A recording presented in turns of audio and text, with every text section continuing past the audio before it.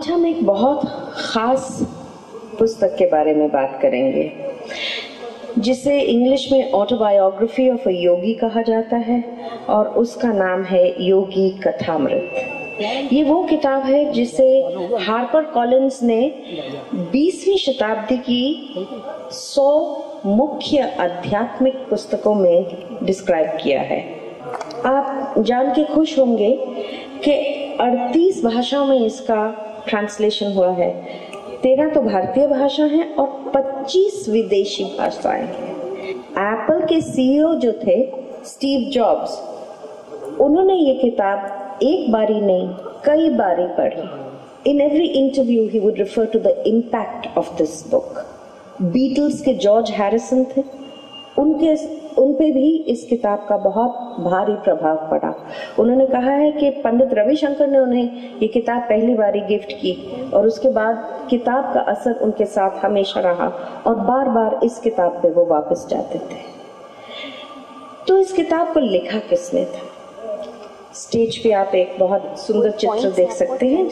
आप श्री श्री परमहंस योगानंद जी हैं और इनका मुख्य लक्ष्य था ईश्वर प्राप्ति और सेकंड पर्पस उनका था कि पूर्व और पश्चिम का आध्यात्मिक मिलाप कराना, क्योंकि सब धर्मों में एकता होती है।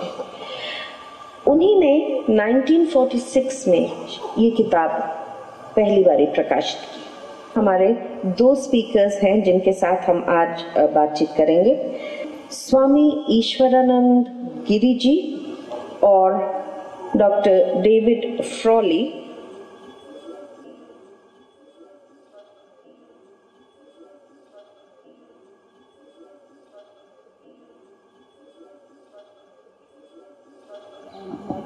स्वामी जी, पहले मैं आपको ये बताना चाहती हूँ कि जब आप इतनी पीढ़ी दर पीढ़ी देख रहे हैं अपने सामने जी, आपको कैसे फील हो रहा है? मुझे बहुत ही अच्छा लग रहा है और मुझे बहुत बड़ा गौरव अनुभव हो रहा है कि मुझे इस विशेष अवसर पर, जहाँ पर बहुत जाने माने लेखक बुलाए जाते हैं और ऐसी सभा में, ऐसी गोष्ठी में मुझे आमंत्रित किया गया और इस गोष्ठी में बड़ों के साथ साथ इतने सारे बच्चे भी यहाँ पर मौजूद हैं। मुझे बहुत ही अच्छा लग रहा है और ये भी साथ में कि मेरे साथ चर्चा करने के लिए आज डॉक्टर डेविड फ्रॉली, वामदेव शास्त्री जी जैसे महान वेदांताचार्य और आयुर्वेदाचार्य यहाँ पर उपलब्ध हैं, तो ये मेरे बहुत ही गर्व की बात है। एक्चुअली जिस पुस्तक के बारे में हम बात करेंगे उसका इतना इम्पोर्टेंट रोल रहा है ईस्ट वेस्ट के मिलाप करने के लिए कि आप दोनों का यहाँ होना एकदम उसके लिए परफेक्ट रिफ्लेक्शन है, एक प्रतिबिंब है। बिल्कुल, और शायद ये ईश्वर की ही योजना है, क्योंकि मैं तो ये मानता हूँ कि जो भी होता है हमारे जीवन में वो कोई संयोग नहीं है। हमारे गुरुदेव परमहंस योगानंद जी कहते थे कि जीवन में कुछ भी कोइंसिडेंस नहीं है, कुछ भी जो है संयोग नहीं है। हर घटना के पीछे ईश्वर का और परमात्मा का हाथ रहता है। तो शायद ये उन्हीं की योजना है, उन्हीं का संकल्प है कि ऐसी गोष्ठी में जहाँ एक व्यक्ति भारत से है तो दूसरा जो आमंत्रित अतिथि है वे अमेरिका से हैं।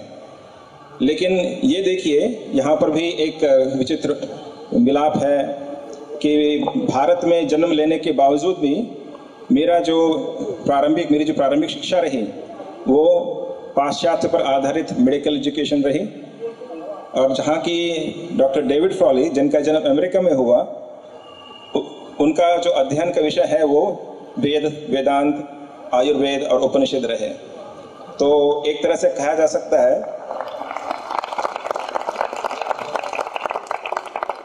कि शरीर से चाहे वे अमेरिका में पैदा हुए, लेकिन हृदय से वे भारतीय हैं। और यहाँ पे भारत में जन्म लेकर कुछ हद तक हम सबकी शिक्षा पाश्चात्य संस्कृति से प्रभावित है। और हमारे गुरुदेव शायद, और हमारे गुरुओं के जो गुरु थे, वे सब इस बात को देख सकते थे कई वर्ष पहले कि आने वाले समय में इस प्रकार का जो एक्सचेंज है, मिलाप पाश्चात्य का और पूर्व का, ये अविसंभावी है, ये इनएविटेबल है, होना ही है। और इसी बात को उन्होंने जोर दिया कि इस युग में ये समझना बहुत आवश्यक है कि सारी मानव जाति ईश्वर की संतान है और हम सबके एकमात्र ईश्वर हैं। Thank you very much. We have people present here today, some who have read the book that we're going to discuss, but we have many people who are not aware so much about the book. So what is it that you would like to say to the two types of audiences present here? Om Shri Gurubhyo Namaha. This is my great honor to be with you today, and it is wonderful to see this group of young students and the great interest in these great gurus like Paramahansa Yogananda. And what we see is that these great teachings that have inspired the world and inspired the West are not always fully honored in India. And it's very important that as the youth that you study, honor, and practice your deep spiritual heritage, such as Paramahansa Yogananda has spread throughout the world. ये पुस्तक के covers के अंदर जो ज्ञान है उसके बारे में थोड़ा सा आप बताइए स्वामी जी। ये जो पुस्तक है परमहंस योगानंद जी ने इसे सर्वप्रथम प्रकाशित किया 1946 में 1946। तो आज वास्तव में ये 70th ईयर है, 17वां साल है उसके पब्लिकेशन का। और जब से ये प्रकाशित हुई है ये पुस्तक, तब से लेकर आज तक ये इसकी जो लोकप्रियता है वो बढ़ती जा रही है। और न केवल भारत में बल्कि भारत से ज़्यादा पाश्चात्य में इसकी लोकप्रियता बहुत ज़्यादा है। तो इसके पीछे कारण क्या है कि ये जो पुस्तक है इसमें हमारे गुरुदेव परमहंस योगानंद जी ने अपनी जीवनी के बारे में ही नहीं लिखा, बल्कि आप ये देखेंगे कि अगर इसको चाहे इस पुस्तक का जो शीर्षक है वो ऑटोबायोग्राफी ऑफ ए योगी है, लेकिन इसके अंदर उन्होंने अपने बारे में कम बताया है और जिन महात्माओं जिन संतों के साथ उनको मिलने का अवसर मिला, सौभाग्य मिला, उनके बारे में उन्होंने ज़्यादा वर्णन दिया है। तो वास्तव में ये उनकी जीवन यात्रा की कहानी है कि बचपन से लेकर जब तक वे अपने गुरु स्वामी श्री युक्तेश्वर जी से नहीं मिले, तब तक उन्होंने ईश्वर की खोज में किन किन महात्माओं से वो साक्षात्कार किया, कि किन से मिले और उनके साथ किस प्रकार के अनुभव रहे। और अगर उस पुस्तक को पढ़ेंगे तो उसका पहला जो वाक्य है, पहला सेंटेंस है, उसमें ही परमहंस जी लिखते हैं कि भारत में जो परंपरा रही है वो है कि जीवन की जो मूलभूत उद्देश्य को जानना और जीवन के मूलभूत उद्देश्य को जानने के लिए एक गुरु के साथ गुरु शिष्य का संबंध स्थापित करना। तो ये दोनों चीजें, ये दोनों बातें सबसे मुख्य हैं। और उनका अगर आप ये पुस्तक पढ़ेंगे तो यही दो बातों को उन्होंने और विस्तार से बताया है कि किस प्रकार बचपन से ही उनका जीवन का एकमात्र लक्ष्य था ईश्वर को प्राप्त करना। और जब वे 5-6 साल के थे तब से ही उनके परिवार वाले देखते थे कि वे बाकी बच्चों से अलग थे।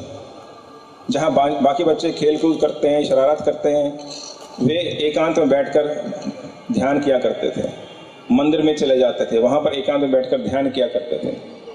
और जैसे जैसे वे बड़े होते गए, उनके अंदर ये जो ईश्वर को प्राप्त करने की जो तृष्णा थी वो बढ़ती गई, प्यास बढ़ती गई। और उसी प्यास के कारण वो खोजते खोजते जगन्माता की दया से वे अपने गुरु से मिले, जो कि कलकत्ता में रहते थे।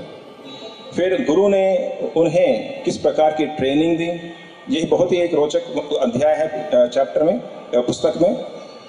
इससे जो पुराना गुरुकुल की जो परंपरा है, जहाँ पर शिष्य जाकर गुरु के घर में रहता है, उनके आश्रम में रहता है, उनसे किस प्रकार ट्रेनिंग लेता है और उसे गुरु किस प्रकार प्रशिक्षण देते हैं ताकि वे अपने शरीर को, अपने मन को ईश्वर को प्राप्त करने के लिए तैयार कर सके, ये सब इसमें दिया होगा। और हमारे गुरुदेव के परम गुरु थे लाहरी महाशय जी। वे एक ईश्वर प्राप्त बंगाली गृहस्थ संत थे जो बनारस में रहते थे। और परमहंस योगानंद जी के जो माता पिता थे वे लाहिड़ी महाशय के शिष्य थे। और लाहिड़ी महाशय ने एक भविष्यवाणी की थी। उन्होंने कहा था कि मेरे शरीर छोड़ने के बाद 50 साल बाद मेरे बारे में एक पुस्तक लिखी जाएगी और उस पुस्तक के माध्यम से पूरे विश्व में योग का प्रचार अवश्य होगा। 1896 में लाहिड़ी महाशय ने शरीर छोड़ दिया था और उसके ठीक 50 साल बाद 1946 में इस पुस्तक को प्रकाशित किया गया। 2016 ये वर्ष बहुत महत्वपूर्ण है क्योंकि 100th ईयर शुरू होता है इस वर्ष से ऑफ द योगदास सत्संग सोसाइटी जो स्वामी जी ने बनाई थी, और 95th ईयर शुरू होता है शायद ऑफ सेल्फ रियलाइजेशन फेलोशिप। बिल्कुल। Dr. Frawley, would you like to tell us a little bit about the two institutions that he set and what was the main purpose? Well, first of all, we need to understand that Yogananda is a great guru, a great saint, but he was also a scientist of the inner worlds. He mapped out the realms of consciousness that modern science is just beginning to look into today. He was also a pioneer of psychological and spiritual healing, using healing power of prayer, mantra, meditation. And he was one who spread these teachings to everyone, not only to the educated, but also to the common people, even in a country like the United States, where there was not an understanding of these factors. And it's very important to understand that prior to Yogananda, these yoga meta teachings were not known in the West at all. And even in our generation that came a few years after Yogananda passed away, his book introduced the whole generation and the whole country to the deeper meaning of experiential spirituality in one's own life. And his organization, the Self-Realization Fellowship, has continued this work over the decades.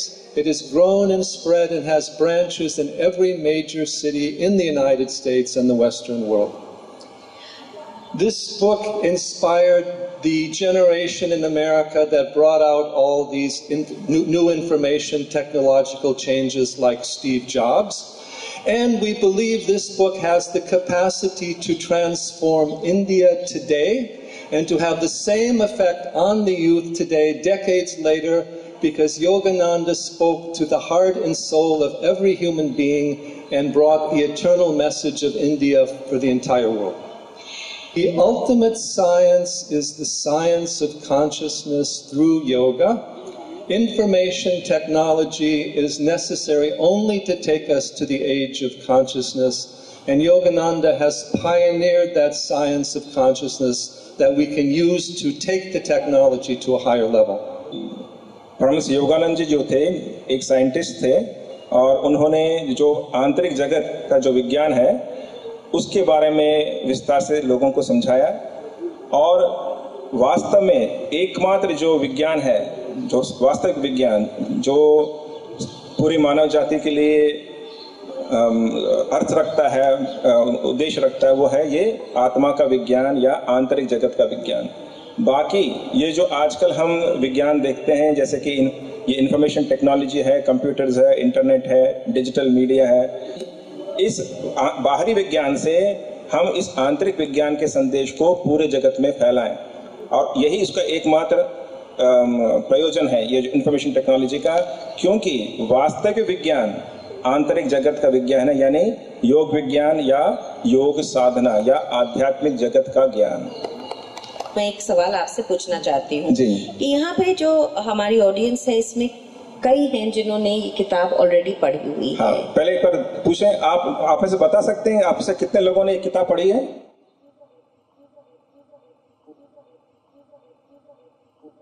हाँ, तो already इतने लोगों ने पढ़ रखी है। जब मैं पहली बार मैंने इस पुस्तक को पढ़ा तब मैं 10वीं क्लास में था, मेरी उम्र शायद 14-15 साल की थी। तो उसमें सबसे जो इंटरेस्टिंग या रोचक जो चैप्टर मुझे लगा वो था द टाइगर स्वामी। तो वो जो कहानी है एक संत के बारे में है जो संत बनने से पहले बहुत बड़े पहलवान थे, बहुत ही ताकतवर इंसान थे, और उन्होंने ख्याति प्राप्त की थी इस बात से कि वे अपने हाथों से बड़े बड़े बाघों को, शेरों को मार देते थे। लेकिन बाद में अपने गुरु के कहने पर उन्होंने इन बाघ और चीते और शेरों को मारना छोड़ दिया, और उनके गुरु ने कहा था कि तुम्हारे मन में, तुम्हारे हृदय में जो बुरे विचारों रूपी बाघ, चीते, शेर, गीदड़ ये घूम रहे हैं, उनको मारो, उनको मारने से तुम्हें वास्तविक विजय प्राप्त होगी। तो ये कहानी मुझे बहुत अच्छी लगी जब मैं पहली बार पढ़ा। लेकिन बाद में जब मैं इस किताब को कई बार मैंने इसका अध्ययन किया, तो अब मेरा जो सबसे लोकप्रिय चैप्टर है वो है मेरे गुरु के आश्रम में बिताए गए वर्ष, my years in my master's hermitage. For me, the most interesting chapter was the resurrection of Sri Yukteswar, Yoganandaji's guru. After his guru had passed away, while Yogananda actually had been in India, his guru came to him in a subtle form and revealed to Yogananda, and through the book, all the secrets of karma, reincarnation, and all the subtle worlds from the physical to the highest heavens and beyond. Paramahansa Yogananda ji के जो गुरु थे, उन्होंने 1936 में अपना शरीर छोड़ा, और उसके कुछ महीनों बाद वे योगानंद जी के सामने फिर से प्रकट हुए, और केवल लाइट में नहीं, ये केवल कल्पना में नहीं, बल्कि फिर से हार्ड मांस के शरीर को उन्होंने धारण करके फिर वो उनके सामने प्रकट हुए। जिस प्रकार से हम ये बाइबल में पढ़ते हैं कि जीसस क्राइस्ट शरीर छोड़ने के बाद फिर प्रकट हुए, उसी प्रकार से अब हमारे ये परमहंस योगानंद जी के गुरु उनके सामने प्रकट हुए, और परमहंस योगानंद जी ने उनसे पूछा कि गुरुदेव, क्या ये वही शरीर है जो मैंने पुरी के रेतों के नीचे गाड़ दिया था? तो उन्होंने कहा कि नहीं, वो शरीर नहीं है, लेकिन उसी प्रकार का शरीर मैंने अपनी ही इच्छा शक्ति से फिर से गठन किया है तो तुम्हारे सामने प्रकट होने के लिए।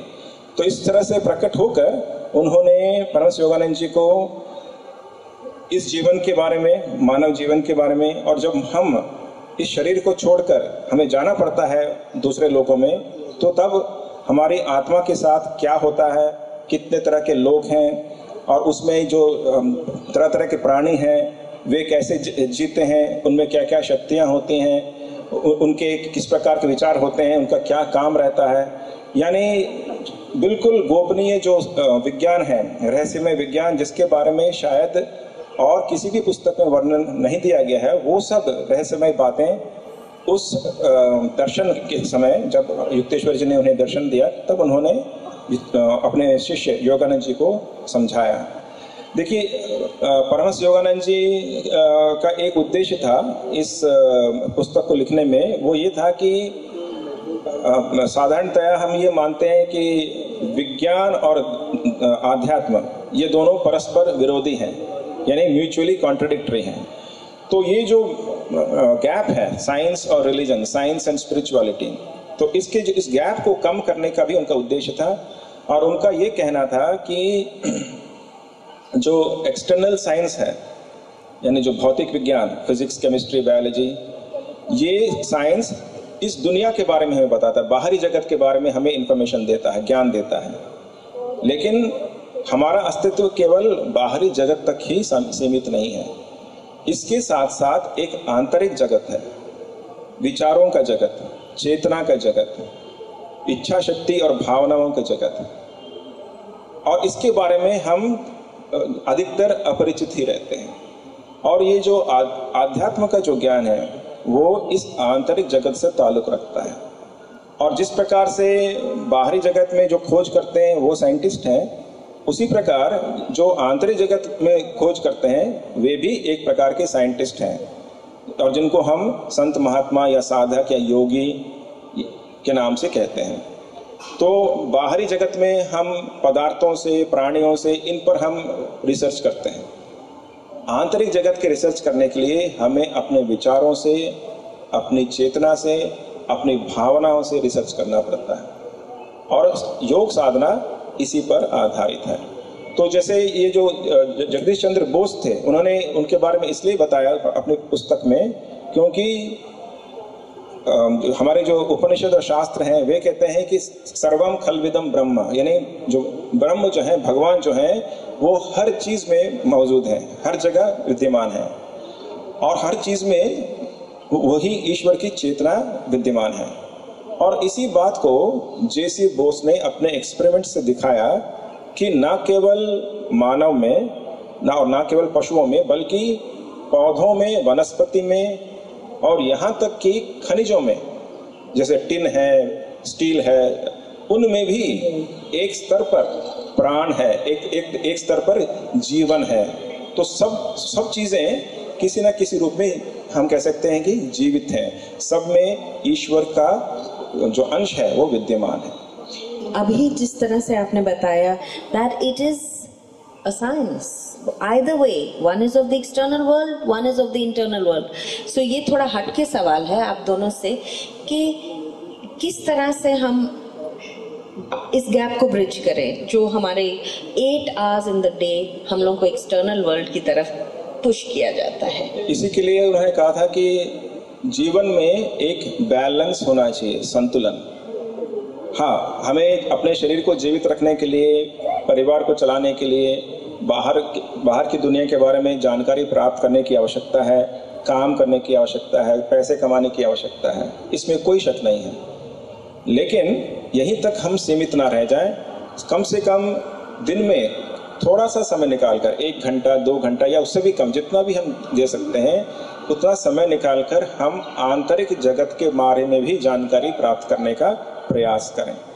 और उसके लिए हमें योग साधना करने की आवश्यकता है। परमहंस योगानंद जी ने जो मार्ग सिखाया वो है क्रिया योग का मार्ग।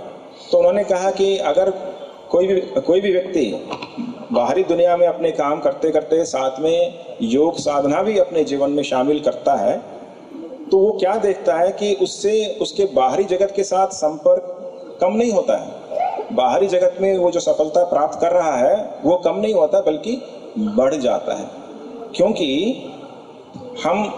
हमें जीवित कौन रख रहा है, हम सफल होते हैं, हमें सफल होने की शक्ति कौन दे रहा है? उस सब शक्ति का स्रोत वो एकमात्र परमात्मा है। और जब हम योग साधना द्वारा उस परम प्रिय परमात्मा से अपने मन को एक कर पाते हैं थोड़ी देर के लिए भी, तो उनकी शक्ति हमारे शरीर में, हमारे मन में प्रवेश करती है। और उस शक्ति से जब हम बाहरी दुनिया में कोई भी काम करते हैं तो उसमें हमें अप्रत्याशित सफलता प्राप्त होती है। तो उनका ये कहना था कि प्रत्येक व्यक्ति को अपने जीवन में ईश्वर को लाना चाहिए, क्योंकि ये बहुत ही व्यावहारिक है, बहुत प्रैक्टिकल है। ये बिल्कुल ऐसा नहीं है कि जो इम्प्रैक्टिकल लोग हैं, जो व्यावहारिक लोग नहीं हैं, वे ही लोग साधना करते हैं, बल्कि हर एक व्यक्ति को साधना करनी चाहिए ताकि वो बाहरी जगत में भी सफलता प्राप्त कर सके। So Dr. Frawley, you described Yoganand Ji as the father of yoga in the West. Tell us a little bit. See, Yogananda was the first of the great gurus to live and teach in the United States, starting in 1920 to his death after 1950. But he taught the full range of Raja Yoga through the practical science of Kriya Yoga, of which the asana is only a foundational part rather than the focus of the training. And Yogananda taught yoga as a science of self-realization, not just in improving the body, but taking us to our inner awareness that is beyond body and mind and one with the entire universe. हम ना केवल एक शरीर हैं, बल्कि इस शरीर के पीछे एक प्राण से बना हुआ शरीर है, एक चेतना से बना हुआ शरीर है। तो उन्होंने शरीर तक ही सीमित ना रख के शरीर के परे जो इस विज्ञान का जो क्षेत्र है उस पर भी उन्होंने प्रकाश डाला। The Vedas teach us that the entire universe dwells in the heart of each one of us, and our inner being pervades the entire universe. Yogananda brought that teaching, manifested it in his life, and shared that life journey with everyone through his book. जब हम अपनी आत्मा को पहचान पाते हैं और आत्मा का परमात्मा के साथ जो संबंध है वो जान पाते हैं, तो हम भी अपनी चेतना को विस्तारित करके स्वयं को पूरे विश्व में व्याप्त होकर अनुभव कर सकते हैं। तो परमहंस योगानंद जी का जीवन था, यही यात्रा थी कि कैसे हम अपनी चेतना को शरीर चेतना से विस्तारित करते करते पूरे विश्व चेतना के साथ एक हो सके। This is what we are here for, not just to work in the outer world, but to grow and expand in the inner realm of consciousness.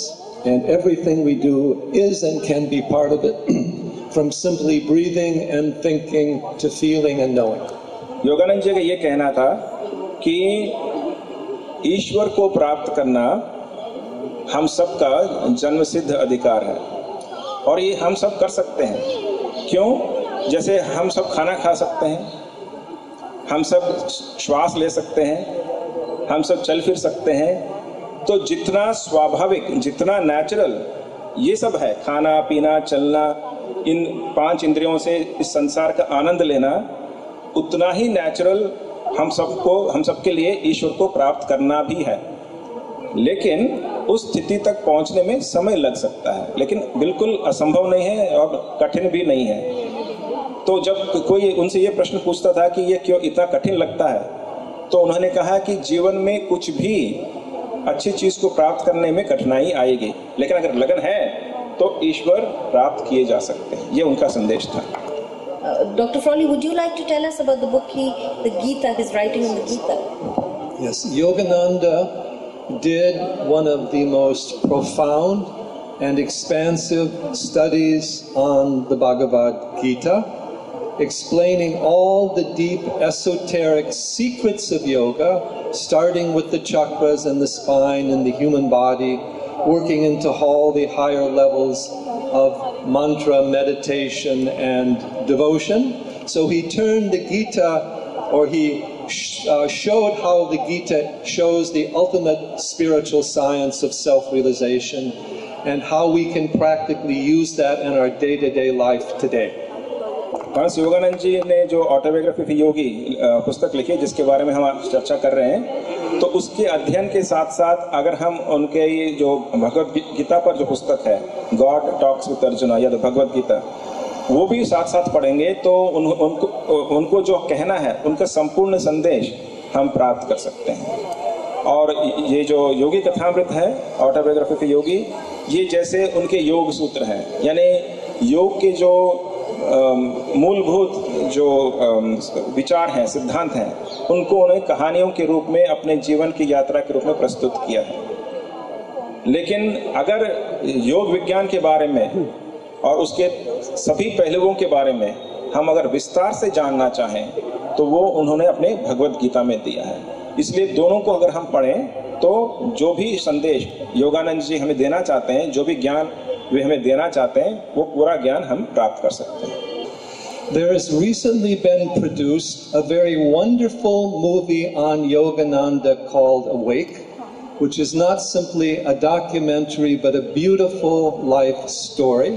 It has become very popular in America, and I think there is now going to be showings of it in India today soon. हाँ, ये हम भारत में भी launch करने की सोच रहे हैं। अभी इंडिया में रिलीज नहीं हुआ है, क्योंकि ये जो डॉक्यूमेंट्री है ये काउंटर पॉइंट फिल्म्स नामक एक ऑर्गेनाइजेशन ने बनाया है, और वे अभी भी देख रहे हैं कि इस मूवी को सबसे ज़्यादा कवरेज प्राप्त करने के लिए कैसे इसको इंडिया में लॉन्च किया जाए। लेकिन हम आशा करते हैं कि जल्दी ही ये फिल्म भारत में भी रिलीज की जाएगी। If there are any thoughts या कोई सवाल आपके मन में आए जो आप योगी जी से पूछना चाहें, स्वामी जी से पूछना चाहें, या डॉक्टर फ्रॉली से पूछना चाहें। हाँ, You talked about how Yukteswar ji was resurrected. He gave Paramhans ji the knowledge of the secretive world, the afterworld. Yes. So, and he said that it should reach everybody. Yes. Now, in the book, there are several mentions of Kriya Yoga, how Yes. it is the tool which led to the ultimate realization, the God realization or the self-realization. But when we search about it, Kriya Yoga is actually a very secretive practice, and none of us, I think, would know what Kriya Yoga really is. Yukteshwar जी, जो हमारे परमहंस योगानंद जी के जो गुरु थे, उन्होंने कहा था कि ये क्रिया योग का जो संदेश है और जो भी ज्ञान मैं दे रहा हूँ वो पूरे विश्व में इसका प्रचार करो। लेकिन क्रिया योग का जो विज्ञान है वो हम खुले तौर पर कोई भी सिखाता नहीं है, क्योंकि इसके पीछे एक आध्यात्मिक कारण है, एक स्पिरिचुअल सिद्धांत है, वो ये कि क्रिया योग जैसी जो साधना है वो काफ़ी हाई लेवल की साधना, it is a very high form of meditation and pranayama. और उसको सीखने के लिए, उसके अभ्यास के लिए शरीर और मन को कुछ हद तक तैयार करना पड़ता है by doing certain preliminary practices of meditation and exercises, जिससे शरीर और मन क्रिया योग के अभ्यास के लिए तैयार हो सके।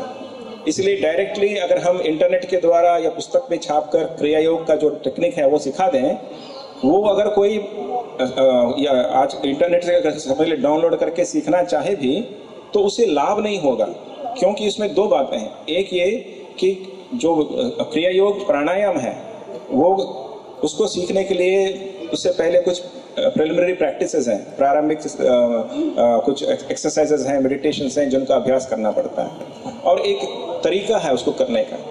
और उसे केवल एक जिन्होंने जो ऑलरेडी क्रिया योग अभ्यास कर रहे हैं और जो सीधा परमहंस योगानंद जी ने जिनको सिखाया, प्रशिक्षित किया है उसे सिखाने के लिए, उनसे सीखने से उनको वास्तविक लाभ होगा। तो ये एक नियम है जो सदियों से चला आ रहा है। तो लेकिन जिनको इसमें रुचि है तो ये किसी के लिए रोका नहीं जाता है। जो भी इंटरेस्टेड है उसके लिए लेसन्स हैं, वो उन लेसन्स को लेकर पढ़ के प्रैक्टिस कर सकते हैं। और अगर वे हम इन्हें ये प्रूव कर सकते हैं कि वे सुबह शाम क्रिया योग के अभ्यास के लिए नहीं जितना समय देना चाहिए उतना दे सकते हैं, तो क्रिया योग सबको दिया जाता है, किसी को मना नहीं किया जाता है। तो परमहंस योगानंद जी ने जो भी ज्ञान दिया उनको लेसन्स के रूप में प्रिंट करके हम सबको बाई पोस्ट घर घर भेजते हैं। तो किसी को आश्रम आने की ज़रूरत नहीं, कहीं पर भी जाने की ज़रूरत नहीं है। अगर आपको इंटरेस्ट है तो आप जाकर वहाँ अपना अप्लाई करें और वो लेसन्स बिल्कुल नॉमिनल कॉस्ट पे आपके घर बाई पोस्ट हम भेज देते हैं। तो घर बैठे बैठे पूरा ज्ञान आप प्राप्त कर सकते हैं। Sir, how is it scientifically proven that we can go or we can visit or just feel the inner worlds? Okay. See, when you say scientifically proven, when we say something has to be proved by science, we generally think in terms of, doing some experiment in the laboratory. And when we say it is a scientific fact, that means that fact should be observable or obtainable by doing the same experiment anywhere in the world. Right? That is when we say that is a scientific fact. Now, as Dr. Frawley pointed out, and as I also said, the external science deals with objects and issues of the outside world. And the outside world, we come to know through these five senses, the bodily senses. What are the senses? The two eyes, the ears, the nose, the tongue, and the skin. These are the five senses. And whatever knowledge we are now getting is only through these five senses. The advances in science have only extended the powers of these senses. For example, with our ordinary eyes, we are able to see up to some distance and only certain rays of light. With telescopes, with microscopes, with binoculars, with all these various highly advanced telescopes, we are able to see far into the space, and also different kinds of rays. But ultimately we observe it with our eyes only. So whatever scientific advancements, they are increasing the scope of our senses. However, the subtle worlds, the secretive worlds or the inner kingdom is beyond the scope of the five senses. So no matter how sensitive these scientific instruments become, they are unable to explore or know about the inner world. So to know the inner world, what our rishis found out is that we have to make use of a sixth sense, which all of us have. And that sixth sense is called intuition, अंतर्ज्ञान। और हम सब में अंतर्ज्ञान की वो क्षमता है। तो ये जो योग साधना है जिससे हम अपने मन को शांत करते हैं, अपने श्वास को शांत करते हैं, तो इन सब के पीछे एकमात्र उद्देश्य है कि हमारे अंदर जो सोया हुआ अंतर्ज्ञान है उसको जगा सकें। जब ये अंतर्ज्ञान जगता है तब हम स्वयं अपने आप ही ये सूक्ष्म जगत का ज्ञान स्वयं प्राप्त करते हैं, किताबों से नहीं, किसी के कहने पर नहीं, लेकिन खुद अपने आप। जब हम जागृत अवस्था में रहते हैं, जब हम जगे रहते हैं तो हम अपने 5 इंद्रियों से जगत को देखते हैं, ठीक है। लेकिन जब हम सो जाते हैं तब क्या होता है, तब ये 5 इंद्रियां एक तरह से इनएक्टिव हो जाते हैं, निष्क्रिय हो जाते हैं। अगर जब हम गहरी नींद में होते हैं तो बगल में बैठ के कोई बात भी कर रहा हो, हमारे कान नहीं सुनते, आंखें तो बंद रहती हैं, देख नहीं सकते। हमें अपने शरीर के बारे में कोई सुध बुध नहीं रहता कि हम किस प्रकार लेटे हुए हैं, कि हमारा हाथ कहाँ है, पैर कहाँ है, यानी शरीर का और इन 5 इंद्रियों का लेश मात्र भी हमें ज्ञान नहीं रहता है कि नहीं। लेकिन जब हम इस प्रकार की गहरी नींद से जागते हैं तो हम कहते हैं मुझे बहुत अच्छी नींद आई, मुझे बहुत अच्छा लगा। तो जब ये 5 इंद्रियों और ये पूरा शरीर सोया पड़ा है तो वो कौन सी चीज़ है जो हमें बताता है कि मुझे अच्छी नींद आई? वो है अंतर्ज्ञान। तो और वो अंतर्ज्ञान इस शरीर पर और इन 5 इंद्रियों पर निर्भर नहीं है, बल्कि जब तक ये 5 इंद्रियां और ये शरीर शांत नहीं हो जाते तब तक वो अंतर्ज्ञान प्रकट नहीं होता है। तो सारी साधना इसी के लिए है कि हम अपनी चेतना को शरीर से और इन 5 इंद्रियों से ऊपर उठा सकें। Our physical reality is only part of our reality.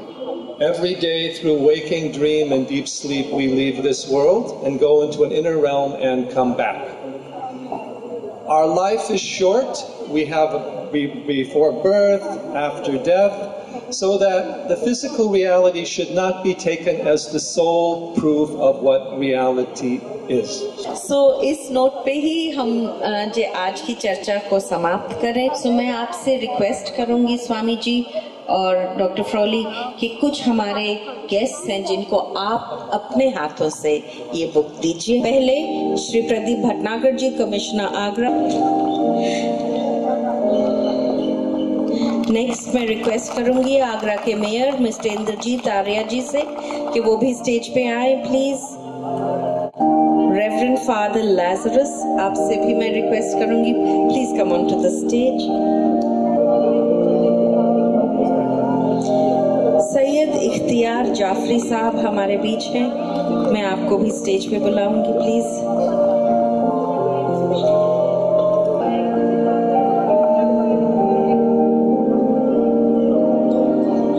Mrs. Supriya, may I invite you, please?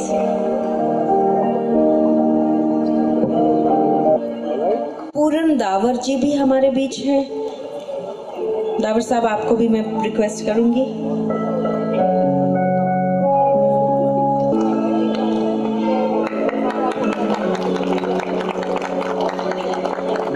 The memento of the Taj Literature Festival.